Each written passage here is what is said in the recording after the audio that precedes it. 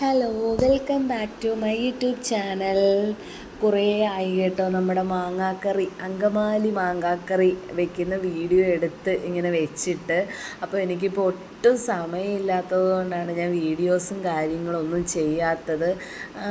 കുഞ്ഞുങ്ങളുടേതായ തിരക്ക്, പിന്നെ എന്തെങ്കിലുമൊക്കെ തിരക്കാണ്, ദിവസവും തിരക്കാണ്. നമ്മുടെ പൊന്നുകുട്ടി 2 എക്സാമിനൊക്കെ പ്രിപ്പയർ ചെയ്യുന്നുണ്ടായിരുന്നു. അപ്പോൾ ഡെയിലി ഇങ്ങനെ വൈകിട്ടൊക്കെ പഠിപ്പിക്കുകയൊക്കെ ചെയ്യണം. പിന്നെ കിച്ചണിലെ ജോലി, അതിൻ്റെ ഇടയ്ക്ക് എനിക്ക് ഈ ഫോൺ സെറ്റ് ചെയ്ത് വെച്ച് വീഡിയോ എടുക്കാനോ സത്യം പറഞ്ഞാൽ നേരെ ഇല്ലാത്തത് കൊണ്ടാണ് കേട്ടോ. അപ്പോൾ ഈ അങ്കമാലി മാങ്ങാക്കറി കുറേ ആയി എടുത്ത് വെച്ചിട്ട്, പിന്നെ ഈ കറി വെക്കാനായിട്ട് അതിന് വീഡിയോ ഒക്കെ എടുക്കാനായിട്ട് എനിക്ക് എൻ്റെ രായേഷനെ ഹെൽപ്പ് ചെയ്യുകയും കൂടെ ചെയ്തപ്പോൾ ഇതെടുത്തില്ലെങ്കിൽ ശരിയാകത്തില്ലല്ലോ.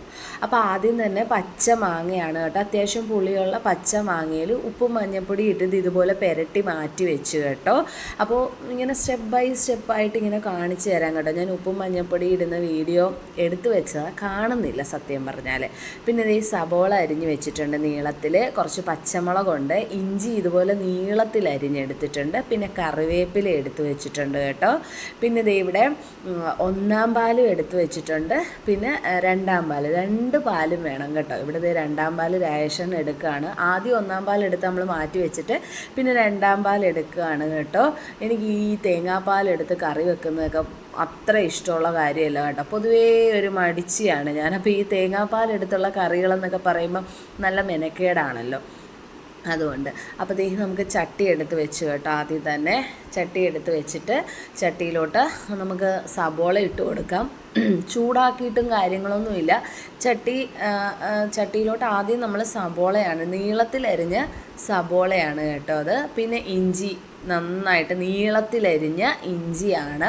സത്യം പറഞ്ഞാൽ ഈ കറി വെച്ചത് ഞാൻ മറന്നുപോയി. കഴിഞ്ഞ ദിവസം ഗാലറിയിൽ ഇങ്ങനെ നോക്കിയപ്പോഴാണ് അയ്യോ ഞാൻ ഈ വീഡിയോ പോലും ഇട്ടിട്ടില്ലല്ലോ എന്നോർത്തത്. പിന്നെ പച്ചമുളക്, കറിവേപ്പില, ഉപ്പ്, സബോള നീളത്തിലരിഞ്ഞത്, ഇഞ്ചിയുണ്ട്, പച്ചമുളക്, പിന്നെ കറിവേപ്പില, ഉപ്പ്, മഞ്ഞൾപ്പൊടി അത്യാവശ്യം വേണം കേട്ടോ ഈ അങ്കമാലി മാങ്ങാക്കറിക്ക്. പിന്നെ നമ്മുടെ മല്ലിപ്പൊടി, മുളക് പൊടി വേണം. മുളക് പൊടി കുറച്ച് മതി. അപ്പം ആ കറിക്ക് ആ ഒരു മുളക് പൊടി വളരെ കുറച്ചേ ഇടാവുള്ളൂ കേട്ടോ. ആ കറിക്കൊരു മഞ്ഞ കളറ് വേണം, അതിനാണ്. പിന്നെ ഒരു 2 അടപ്പ് നമ്മുടെ വിനാഗിരി ആണ് ഒഴിച്ചത്. അപ്പം നമ്മൾ എന്തൊക്കെ ഇട്ടതെന്ന് വെച്ചാൽ സബോളയുണ്ട്, ഇഞ്ചിയുണ്ട്, പച്ചമുളക് ഇട്ടിട്ടുണ്ട്, കറിവേപ്പില, ഉപ്പിട്ടിട്ടുണ്ട്. ഉപ്പൊക്കെ നമ്മുടെ ആവശ്യത്തിനനുസരിച്ചാണ് കേട്ടോ. അറിയാമല്ലോ ഒരു കറിക്ക് എന്തുമാത്രം ഉപ്പ് വേണമെന്ന്. പിന്നെ മഞ്ഞൾപ്പൊടിയാണ്, മല്ലിപ്പൊടി ഇട്ടിട്ടുണ്ട്, പിന്നെ മുളക് പൊടി. ഞാനെല്ലാം എൻ്റെ ഒരു കൈക്കണക്കിനാണ് കേട്ടോ ഇടുന്നത്. പിന്നെ 2 അടപ്പോളം വിനാഗിരി, ആ കുപ്പിയുടെ അടപ്പിൽ 2 അടപ്പോളം വിനാഗിരി, പിന്നെ വെളിച്ചെണ്ണയാണ് കേട്ടോ ഇട്ടിരിക്കുന്നത്. ഇതെല്ലാം കൂടെ നമ്മുടെ കൈ നന്നായിട്ട് വൃത്തിയാക്കിയതിന് ശേഷം ഇതുപോലെ നല്ല പോലെ ഇട്ട് ഞെരടണം കേട്ടോ. ഇതുപോലെ നന്നായിട്ട് മിക്സ് ചെയ്യണം. സ്പൂൺ കൊണ്ട് മിക്സ് ചെയ്ത ആ ഒരു ഇത് വരത്തില്ല. നമ്മൾ കൈ കൊണ്ട് തന്നെ ഇതുപോലെ ഞെരടി എടുക്കണം.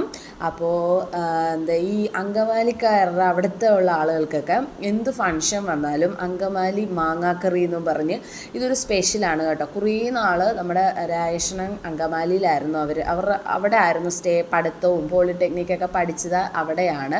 അപ്പോൾ രായേഷൻ്റെ പഠനവും കാര്യങ്ങളൊക്കെ അവിടെ ആയതുകൊണ്ട് അവിടുത്തെ ഫ്രണ്ട്സൊക്കെ മെയിനായിട്ട് സ്കൂളിലൊക്കെ പഠിക്കുമ്പോൾ കൊണ്ടുവന്നുകൊണ്ടിരുന്ന കറിയാണ് കേട്ടോ. എപ്പോഴും പറയും നമുക്കൊരു ദിവസം അങ്കമാലി കറി എടുത്ത് വീഡിയോ ഇടണമെന്ന്. ഇവിടെ ഇടയ്ക്ക് ഉണ്ടാക്കാറുണ്ട് കേട്ടോ. അണ്ണന് ഒരുപാട് ഇഷ്ടപ്പെട്ട കറിയാണ്. അപ്പോൾ അത് നന്നായിട്ട് മിക്സ് ചെയ്ത് വെച്ചിട്ടുണ്ട്. അതിലോട്ട് ആദ്യം നമ്മൾ 2-ാം പാലാണ് കേട്ടോ ഒഴിച്ചു കൊടുക്കുന്നത്. അത്യാവശ്യം നല്ല രീതിയിൽ ഒഴിച്ചു കൊടുത്താൽ ഇച്ചിരി ചാറോട് കൂടി കിട്ടും, അല്ലെങ്കിൽ ഇങ്ങനെ കുറുകിപ്പോവും കേട്ടോ. അപ്പം 2-ാം പാൽ ആദ്യം ഒഴിച്ച് ഇത് നന്നായിട്ട് മിക്സ് ചെയ്യുക. ആ സമയത്ത് ഉപ്പൊക്കെ ഉണ്ടോ എന്നൊന്ന് ടേസ്റ്റ് ചെയ്ത് നോക്കണം കേട്ടോ. എന്തിൻ്റെയെങ്കിലും കുറവുണ്ടോ എന്നൊക്കെ നമുക്ക് ആ സമയത്ത് മനസ്സിലാവും.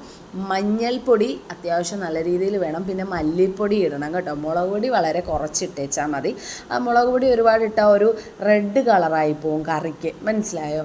ഈ കറിയുടെ ഒരു കളറെന്ന് പറഞ്ഞാൽ ഒരു മഞ്ഞ നിറമാണ്. ഇപ്പം നിങ്ങൾ കാണുന്നില്ല, ആ ഒരു കളറാണ് കേട്ടോ. അപ്പോൾ ഇത് നന്നായിട്ട് തിളച്ച് വന്നിട്ടുണ്ട്. തിളച്ച് വന്നതിന് ശേഷം മാത്രമേ ഒന്ന് ഇളക്കിയൊക്കെ നോക്കണം കേട്ടോ. ഒന്ന് ഉപ്പൊക്കെ നോക്കണം, ഉപ്പൊക്കെ ഉണ്ടോ എന്നൊക്കെ നോക്കിയിട്ട് അതിനെല്ലാം ശേഷമേ നമ്മുടെ മെയിൻ ഐറ്റമായിട്ടുള്ള മാങ്ങ ഇതിലോട്ട് ഇട്ട് കൊടുക്കാവുള്ളൂ. ഇതൊന്ന് തിളച്ച് വരുമ്പോൾ ചെറുതായിട്ടൊന്ന് ഇങ്ങനെ ഒരു ചെറിയ എണ്ണമയം പോലെയൊക്കെ നമുക്ക് തോന്നും കേട്ടോ കറിയിൽ.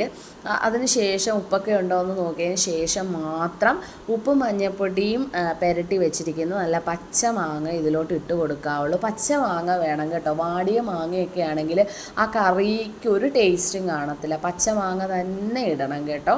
ഇപ്പോഴത്തെ മാങ്ങയൊന്നും വിശ്വസിച്ച് മേടിക്കാനും പറ്റത്തില്ല. വാങ്ങിച്ചു കൊണ്ടുവന്ന് ഒരു ദിവസം കഴിയുമ്പോൾ അത് ഇങ്ങനെ ചെറുതായിട്ടൊന്ന് വാടി ഇങ്ങനെ മഞ്ഞ നിറമൊക്കെ വന്ന് കാണും കേട്ടോ അകത്ത്. പക്ഷേ ഇത് നല്ല മാങ്ങയായിരുന്നു.